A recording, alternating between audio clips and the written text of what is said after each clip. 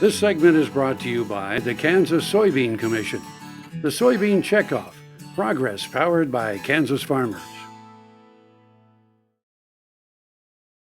Whether it's climate change or an evolving weather that confronts agriculture, I think any time wasted debating that is time that we don't spend preparing for a myriad of outcomes that we could have. And so I joined with Cargill's agreement a group called Risky Business at the request of the former Secretary of the Treasury, Paulson, and we'd worked with Secretary Paulson on a host of issues. He and Mayor Bloomberg of New York put up the money to look at climate change, not through the eyes of scientists, but through the eyes of financial analytics. And so rather than ascribing causes or naming specific prescriptions for what we should do, they focus on what are the economic implications, and they use the kind of scenario writing that you would use in a financial business when you undertook a risk. Mm-hmm.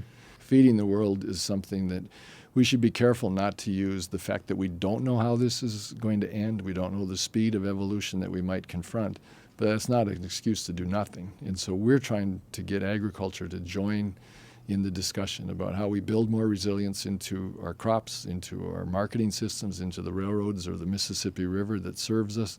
There's a host of things that we can do as part of the normal cycle of refreshing our capital that will make those more resilient to whatever we might face. If you would expand on what you just said, some of the innovative thoughts that could come to bear.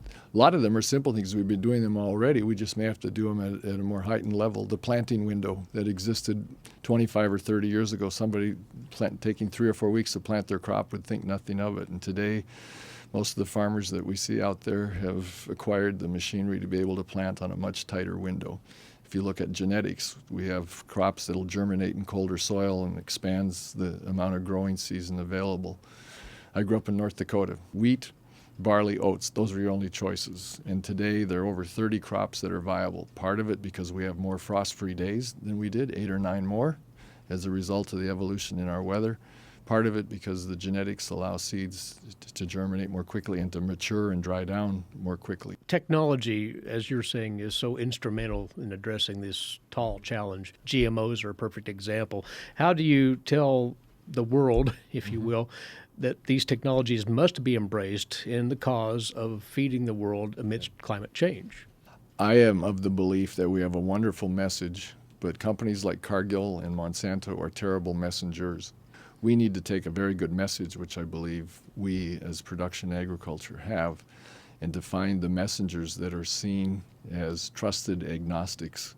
We need to match a very good message, which we have, of less water and less soil erosion and fewer greenhouse gases as a result of less fertilization. The list goes on, and convert that into a story that's accepted in the suburbs of Chicago and Minneapolis and go from there.